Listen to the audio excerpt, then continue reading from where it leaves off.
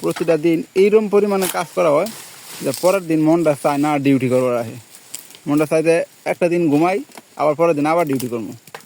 তা না, ওই যে লক্ষ টাকার দেনা মাথায়, লক্ষ টাকার দেনা নিয়ে চিন্তাটা মাথায় থাকলে আর মনে হয় না যে আর একটা দিন ছুটি কাটাই বা পরের দিন ডিউটিতে যাবনি না কাকা।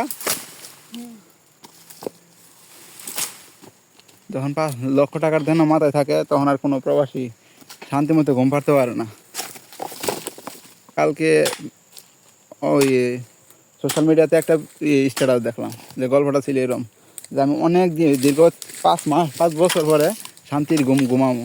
না ভাবলাম যে না জানি কীরকম ঘুমাবো, হঠাৎ করে পড়তে পারলাম যে তার যে প্রবাসে আসার একটা দেনা আছে, 5 বছর পর সেই দেনাটা পরিশোধ করছে।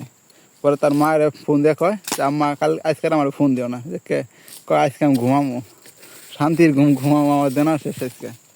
তো প্রত্যেকটা প্রবাসী চায় যে শান্তির একটা ঘুম দেবো, কিন্তু সেটা আর পারে না, কারণ ওই যে লক্ষ টাকার দেনা মাথায় সবসময় ঘুরপাক খেলে। এই দেনা কবে পরিশোধ করবো, এই দেনাটা শোধ করবো, দেশে যাবো কবে, আবার সেই শৈশবে কিছুদিন ভালো দিন কাটাবো, এই সাধ্য আর সকল প্রবাসীর আর না, খালি কাজ, খাওয়া, ঘুম, আবার কাম। আজকে কাম করছে, কালকে শুক্রবার, কালকে ডিউটি বাদ দেবো তো তা না, কারণ কালকে ওই যে 2 টাকা বেশি দেবো এই উচিলে আবার কালকে কামাবো, কারণ কালকে 2 টাকা বেশি পাবো, আজকে তাইতে বেশি পাইলে ভরা খালে তো কামা লাগবেই, তাহলে বেতনটা একটু বেশি হবো, তাহলে ঋণটা একটু তাড়াতাড়ি কাজ হবো, হয়তো বা এক্সট্রা টাকাটা পরিবার চালা হলো বা পোলাহানের খরচ দিয়ে হলো, তাহলে কি সবাই ডিউটি বাদ দিতে পারে?